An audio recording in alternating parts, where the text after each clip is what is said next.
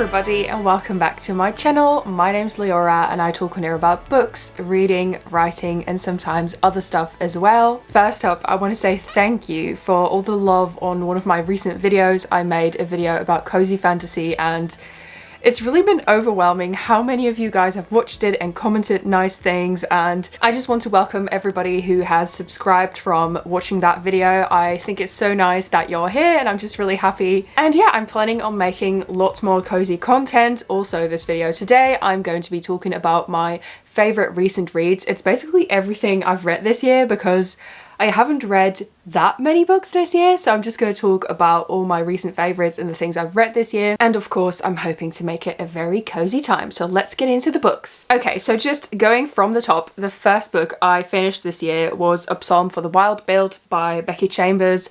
This was such a lovely, heartwarming read. So in this story, we follow Dex and they are sort of struggling in life. They want to do something new. And so they decide to become a tea monk. And a tea monk in this world is basically somebody who helps other people. So they like sort of sit down, they give you a nice cup of hot tea and you can talk about all your issues and the things that you're struggling with. And as Dex starts this new occupation, at the beginning it's hard, but then sort of when they learn and become a really good tea monk, they notice that they again have sort of become stuck in a weird kind of rut.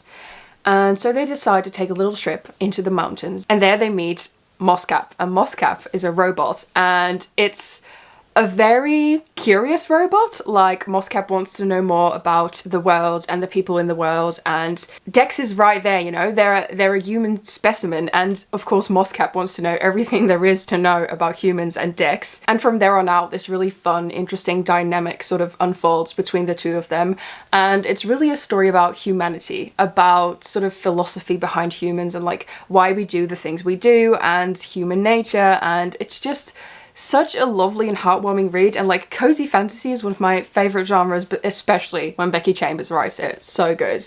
Also, if you enjoyed this one, I would highly recommend The Long Way to a Small Angry Planet, which is like a full-length novel that Becky Chambers has written. One of my favorite books ever. So highly recommend that, but I also highly recommend this one because I've really enjoyed it. So this was my first read of the year, so that was definitely a good start. Also, at the beginning of this year, I had this really sort of wild idea. I would do like a year-round wrap-up. So I would finish a book and then I would film like a little clip, like one sentence, just saying like what I liked about the book. And I wanted to do that all year round. And then at the end of the year, upload a year-long wrap-up. And I actually managed to do it for 3 of these books, and then I was like, I give up because I actually don't want to do this. It's too much dedication and it's too much commitment and I cannot do it.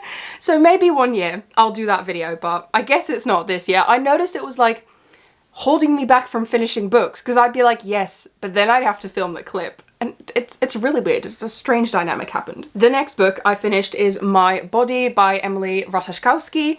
I listened to this mostly on audiobook. I did read a little bit in the physical copy, but not too much. I really, really enjoyed this. I thought it was so powerful. I didn't have super high expectations, and I'm not sure why, because I didn't even know a whole lot about Emily Ratajkowski going into this book, so I didn't really have anything to judge her on. But it turned out this was a really interesting, well-written novel with a very interesting perspective. So it's basically a collection of essays written by model Emily Ratajkowski, and she talks about her body mostly and sort of her relationship to her body and how her relationship to her body changed when she started doing modeling and how the world viewed her and sort of how men view her and what is the balance between having power as a woman but deriving that power from being beautiful, so being perceived by mostly men and what they deem beautiful, and like what does that do to that power dynamic. Stuff like that. Really interesting feminist read, full of essays. It becomes very personal at certain points because she discusses her trauma and the things she's been through in detail, but she just does it so well. It was beautifully written, and I think if you enjoy essay collections and you want to learn more about feminism and maybe like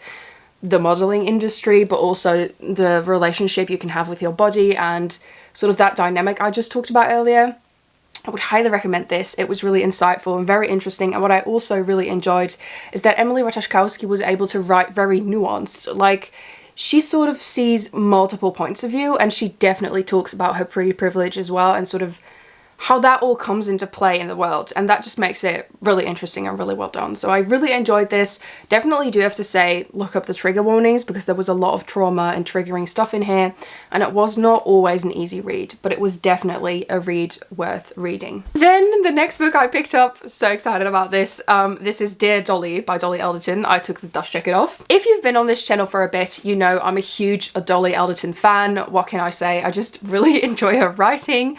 Everything I Know About Love is one of my favorite novels of all time. It's also an essay collection. Dolly Alderton is just a wonderful writer, but she's also very funny, and I mostly really applaud the way she's able to write vulnerable but still with a lot of humor. So, you know, it's real, it's raw, but it is also so funny and like so fun to read. And I love when books can bring me that genuine joy. And also I'm holding it upside down.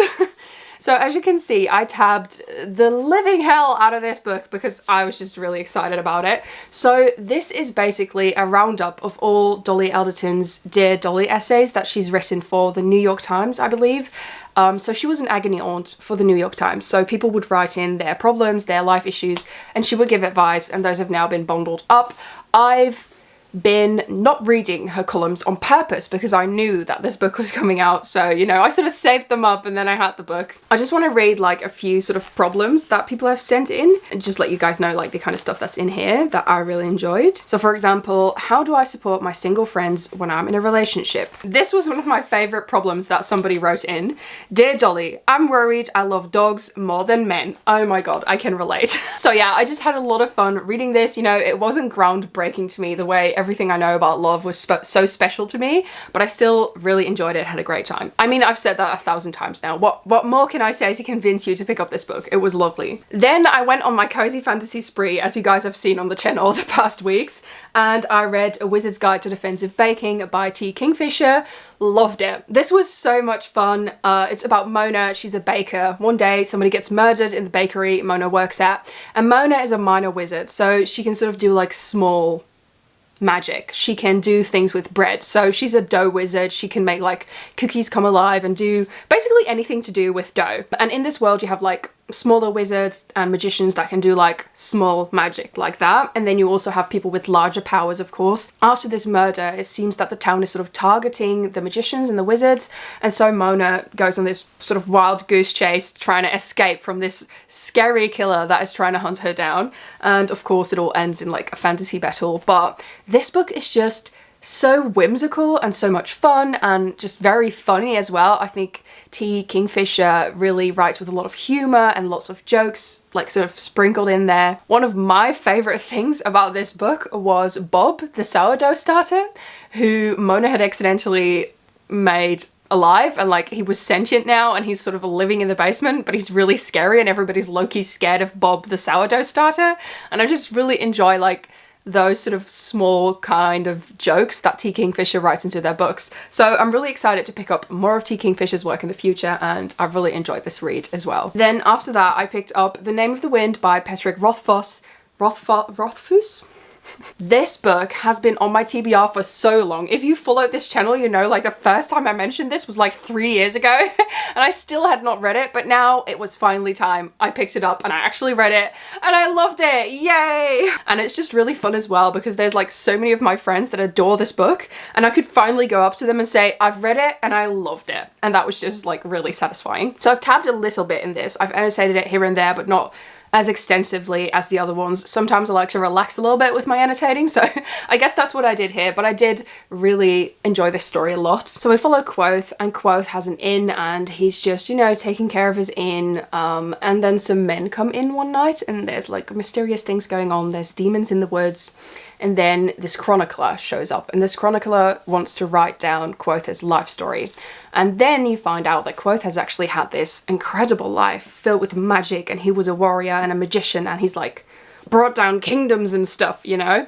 And so he starts telling his life story from how he got into the magical academy and all the things he's went through and the adventures he's gone on. And this book is just so much fun. I especially really enjoyed all the bits where Quotha was studying at the magic school. It was just like, if there's a magic school, you know, I'm gonna love it. If there's any arcane sort of academy, sign me up. I want to read it. I want to go to there. I'm just really excited. So That was really good. What I also really enjoyed about this book was the pacing. I know a lot of people don't like when fantasy is slow or sort of takes a while to get going, but that is one of my favorite things. If like nothing happens and they're just studying magic and it's just vibes. Not to say that this book has no plot. It definitely has plot and it was thought out really well, I thought personally. I also really enjoyed sort of that story and a story element, but I do have to say at some points it got really meta when it became like story and a story and a story, and then I was a bit annoyed.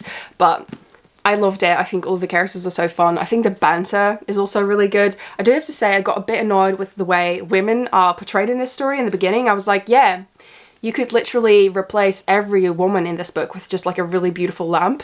Like, it wouldn't matter to the plot, you know? If just a really beautiful lamp stood there, it would be the same effect. But then later on, that changed, so I was really happy about that. And I just had a really good time reading it. I know that the third book is still not out, so I hope it comes out one day. I'm definitely planning on picking up the second book because I loved this. Then the next book that I read, and I finished it by now as well, is In the Company of Witches. I've talked about this at length on the channel as well. If you want to see a reading vlog where I was reading this and I'll talk about it in more detail in that vlog, then you can definitely click somewhere here to check that one out. This is, I think, one of my new favorite books that just makes me really happy. I do have to say I think it's not like the best book I've ever read.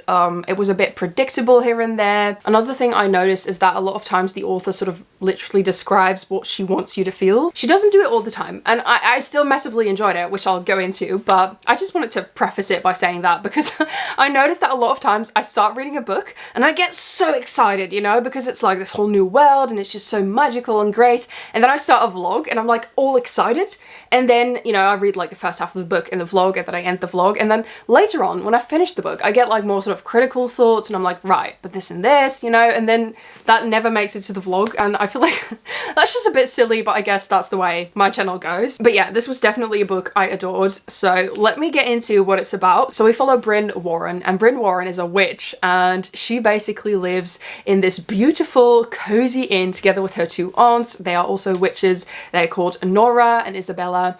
And Nora is iconic. She's like this sort of dramatic witch with dramatic outfits, and she runs the place, you know, she's like, she knows what to do. And Isabella's more sort of like a cozy kitchen witch, you know, she makes like pies that make people feel good, and she does like that sort of magic. And Bryn is a witch of the dead, so she can see ghosts. But she's been through this traumatic thing and she's having like struggles with seeing ghosts at the moment. Everything is basically going well and dandy and cozy at the inn, but then one of their guests dies and everybody suspects Nora, but Bryn is sure that she can prove that Nora did not kill the guest. So it's basically a cozy mystery, and it's very funny as well. I laughed out loud, I think several times, each page, each chapter, so it was just really good and I really enjoyed it. I think it's sort of a crossover between Gilmore Girls and Sabrina the Teenage Witch, so if you love either of those things, I highly recommend this book. I adored it. Again, bit predictable here and there, laid on thick here and there, but still just like such a fun read, you know? And also the cutest, coziest cover, so that's really wonderful. And then the final book I've read so far this year is World of Wonders in Praise of Fireflies, Whale Sharks and Other Astonishments, written by Amy Nijuku Matatil. This was such an interesting sort of unexpected read. I'd had it on my TBR for a while, and then I noticed I had it in my scribd library and I was looking for a good audiobook to read, so that's when I picked it up. And it's basically sort of a mix between a memoir and like a biology book. The author sort of attaches different creatures to different situations and like areas of her life, and she talks about her youth, and she sort of introduces you to a new strange animal or insect each chapter. And I think if you're into like nature and you love stuff like that, this is going to be a great book for you. I really enjoyed it sort of because of that special mix between reading about her life and the things she's been through, but also sort of the beauty of life and nature and being connected to the earth, and then sort of intertwining that with actual stories about all these strange birds and like sea creatures and wonderful things that live on our planet. And it was just so well done. Beautiful prose, lyrical, just a really wonderful read. Highly recommend the audiobook as well because it was like narrated beautifully. I know that the physical book and the ebook as well has like beautiful watercolor paintings and illustrations, so I'm a little bit sad that I did not see those because I mainly listened to the audiobook, but I still really had a good time with this and I enjoyed it a lot. So even though I haven't read as much as I usually do, I did sort of want to slow down, you know? I was like, let's just not try to push myself too much and just see what I read. I'm trying to not be like disappointed in myself. I have managed to enjoy all of the books I've read so far this year, so that's really great.